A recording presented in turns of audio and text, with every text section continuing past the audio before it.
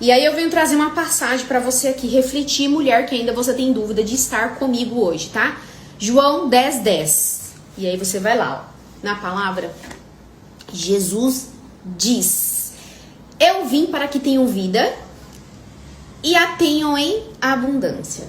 Se Jesus diz isso, o que o sabotador diz a respeito disso? Então, para que você tenha vida e abundância, o inimigo vem o quê?